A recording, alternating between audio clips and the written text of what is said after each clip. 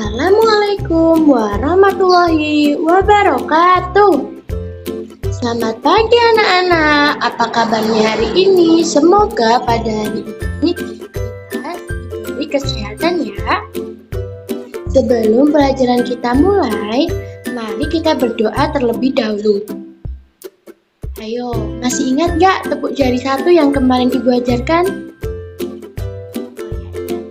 Baik, sekarang kita tepuk jari satu ya. Tepuk jari satu, tutut. Tepuk jari dua, wawa. Tepuk jari tiga, gagak. Tepuk jari empat, patah. Tepuk jari lima, bunyi semua. Duduk yang rapi, mari kita berdoa. Sebelum pelajaran kita mulai, mari kita berdoa terlebih dahulu. Agar pada hari ini kita diberi kelancaran dalam pembelajaran. Berdoa dimulai.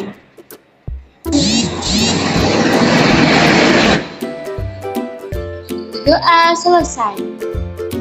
Baik, sebelum pelajaran kita mulai, Ibu akan mempresentasi terlebih dahulu. Ibu akan memanggil satu persatu. Tolong angkat tangannya ya. Pertama, Mbak Fani. Dir, yang kedua Mbak Andin. Oh iya, Dir. Yang ketiga Mas Arsya. Oh iya, Dir. Yang keempat Mas Fahri. Oh iya, Dir. Yang kelima Mbak Talita. Oh iya, hadir. Baik. Jadi semua hadir ya pada hari ini. Belum Ibu memulai materi, tolong dicek dulu kerapiannya masing-masing. Coba bajunya dicek sudah rapi atau belum. Sepatunya sudah hitam. Pakai ikat pinggang? Oh iya, bagus. Berarti semua sudah siap ya dan rapi ya. Sekarang coba dilihat kebersihan dari kelas. Coba kelasnya udah rapi atau belum? Udah bersih? Tadi sudah dipiket ya? Bagus. Sip. Berarti anak-anak juga kebersihan kelas. Ya, jadi ibu harap anak-anak tidak menjaga kebersihan di kelas saja, tetapi di lingkungan sekitar kalian, lingkungan rumah, kalian tetap menjaga kebersihan. Dari ini siapa yang tahu? Kita akan belajar tentang apa? Tentang subtema 2 pembelajaran 1. Temanya yaitu panas dan perpindahannya. Tujuan pembelajaran yang pertama adalah dengan membuat peta konsep, siswa mampu menjelaskan isi teks penjelasan dari media cetak dengan benar. Yang kedua, dengan membuat kesimpulan bacaan, siswa mampu menyajikan ringkasan teks dengan tepat. Yang ketiga, dengan melalui gambar, siswa mampu menjelaskan cara-cara perpindahan kalor dalam kehidupan sehari-hari dengan tepat. Lalu yang keempat adalah dengan menggunakan percobaan, menggunakan sendok dan air panas, siswa mampu membuktikan perpindahan kalor secara konduksi dengan mandiri. Nah, materi yang pertama adalah teks eksplanasi. Coba, siapa yang tahu apa itu teks eksplanasi? Teks eksplanasi adalah teks yang berisi tentang proses mengapa dan bagaimana kejadian-kejadian alam, sosial, ilmu pengetahuan, budaya, dan lainnya yang dapat terjadi. Suatu kejadian, baik itu kejadian alam maupun kejadian sosial yang terjadi di sekitar kita, selalu memiliki hubungan sebab, akibat, dan proses. Nah, itulah apa yang dimaksud dengan teks eksplanasi.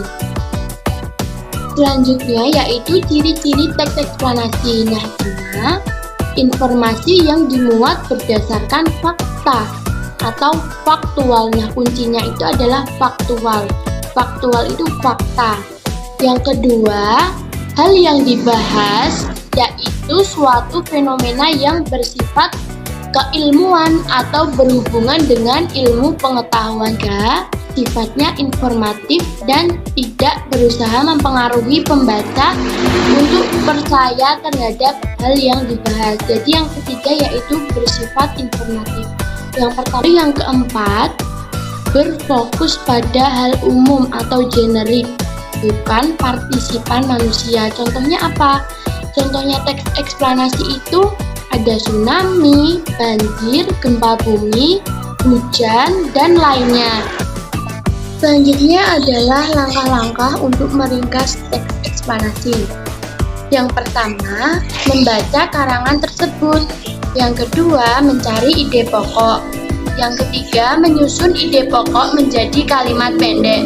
Dan yang keempat adalah memadukan dan menceritakan kembali isi bacaan dengan kata-kata. Sekarang Ibu mempunyai tugas untuk kalian. Jadi, kalian mengerjakan bersama teman sebangku untuk membuat sebuah peta konsep yang berisi tentang perpindahan panas yang kamu ketahui. Jadi, teks penjelasannya itu berada pada buku siswa pada halaman 69. Silahkan dibuka bukunya. Sudah? Nah, setelah itu dikerjakan di bawah teks tersebut ada sebuah kolom-kolom yang berisi tentang peta konsep. Nah, kalian ditugaskan untuk mengisi peta konsep tersebut. Angkat tangannya siapa yang mau maju ke depan, jangan sampai kalah ya sama teman-temannya. Oh iya, silahkan Mbak Andin sama Mbak Fani mau mempresentasikan tentang peta konsep yang telah mereka kerjakan. Sini Mbak Fani sama Mbak Andin. Wah, hebat, tepuk tangan dulu. Bagus, Mbak Andin sama Mbak Fani sudah benar dan tepat dalam mengerjakan tentang teks eksplanasi. Materi selanjutnya adalah perpindahan kalor secara konduksi. Siapa yang tahu perpindahan kalor secara konduksi itu apa? Ya betul, perpindahan kalor secara konduksi disebut juga dengan perpindahan kalor secara hantaran, yaitu perpindahan kalor tanpa memindahkan zat perantaranya. Nah, pada peristiwa perpindahan kalor secara konduksi, yang berpindah itu hanya energi kalornya saja. Pada umumnya, perpindahan kalor secara konduksi terjadi pada zat padat. Nah, contohnya terdapat pada gambar berikut ini. Nah, gambar itu terjadi perpindahan kalor secara konduksi, di mana terdapat sebuah lilin yang ada api di atasnya, lalu ada seorang yang membawa logam besi. Nah, pada kegiatan tersebut terjadi perpindahan kalor secara konduksi, di mana api itu merambat pada logam yang dibawa oleh pembawa logam tersebut. Nah, orang itu akan merasakan panas karena terjadi perpindahan kalor dari api yang berada di lilin terhadap logam yang dibawanya. Agar kalian lebih mudah memahami peristiwa konduksi, nah mari kita lihat gambar berikut ini. Nah, gambar di samping ini dapat diumpamakan dengan kegiatan memindahkan buku secara estafet yang dilakukan oleh kamu dan temanmu. Nah, buku yang dipindahkan secara estafet kita umpamakan sebagai kalor, dan orang yang memindahkannya itu diumpamakan sebagai zat perantaranya. Ketika kamu dan temanmu memindahkan buku secara estafet, yang berpindah itu kan hanya bukunya saja, sedangkan kamu dan temanmu itu sebagai perantaranya dan tetap diam di tempat, tidak berpindah. Begitu pula dengan peristiwa konduksi, hanya kalor yang berpindah saja, tetapi zat perantaranya itu tetap. Nah, contoh lain dari perpindahan kalor secara konduksi itu saat kita membuat teh dan memegang salah satu ujung sendok yang dimasukkan ke dalam air panas. Nah, apa yang terjadi ketika kita memegang ujung sendoknya tersebut? Nah, lama-lama kan kita akan merasa panas. Peristiwa tersebut merupakan salah satu contoh perpindahan kalor secara konduksi.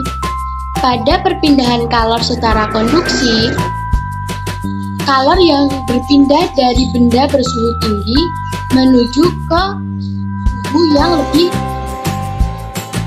Nah, peristiwa konduksi yang lain juga dapat dijumpai saat kita memasak atau ibu kalian sedang memasak. Nah, pada saat menggoreng, ujung spatula yang kamu pegang akan terasa panas, walaupun ujungnya tidak bersentuhan dengan api kompor. Nah, begitu yang dapat Ibu jelaskan tentang perpindahan kalor secara konduksi. Jadi kegiatan-kegiatan tersebut dapat kita jumpai dalam kehidupan sehari-hari. Nah, pada kesempatan kali ini Ibu akan melakukan percobaan tentang perpindahan kalor secara konduksi. Nah, contohnya ini. Ibu sudah mempunyai sebuah gelas yang di dalamnya terdapat air panas. Lalu, Ibu masukkan sebuah sendok dan Ibu akan tunggu selama beberapa menit. Maka sendok ini, ujung sendok ketika kita pegang akan terasa panas. Nah, ini adalah perpindahan kalor secara konduksi, di mana suhu yang panas akan mengalir atau akan menuju kepada suhu yang lebih rendah. Nah, ini sendoknya ini juga akan terasa panas di bagian ujungnya. Tugas di rumah. Siswa melakukan percobaan dengan memasukkan sendok ke dalam gelas yang berisi air panas. Lalu setelah beberapa menit, siswa memegang sendok dan mengamati apa yang terjadi. Jawablah pertanyaan-pertanyaan pada nomor 2, lalu berikan kesimpulan dari percobaan tersebut.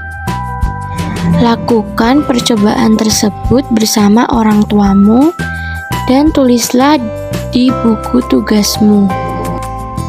Alhamdulillah, pada kesempatan kali ini kita sudah selesai dalam belajar tentang teks eksplanasi dan juga perpindahan kalor secara konduksi.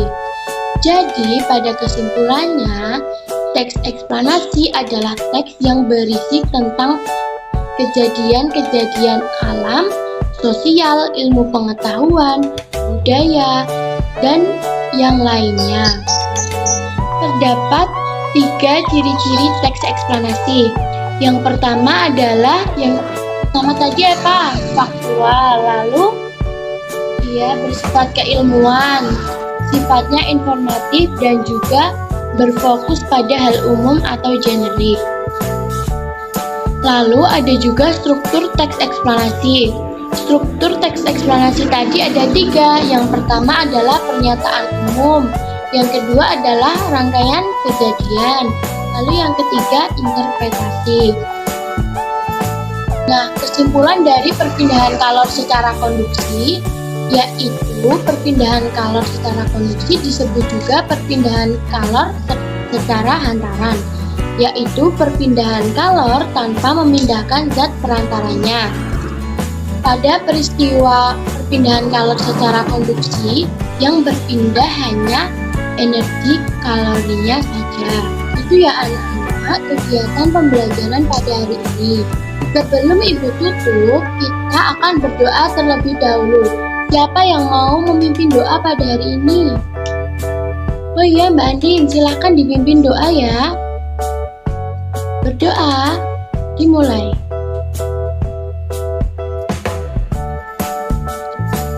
Terima kasih ya Mbak Andin sudah memimpin doa pada hari ini. Nah anak-anak, berikut tadi adalah materi yang dapat Ibu sampaikan pada hari ini. Semoga dapat bermanfaat ya. Jangan lupa tetap semangat untuk belajar dan mengerjakan PR-nya yang sudah Ibu berikan tadi. Jangan lupa dikerjakan ya. Kita akan bertemu lagi di pertemuan selanjutnya. Terima kasih. Wassalamualaikum warahmatullahi wabarakatuh.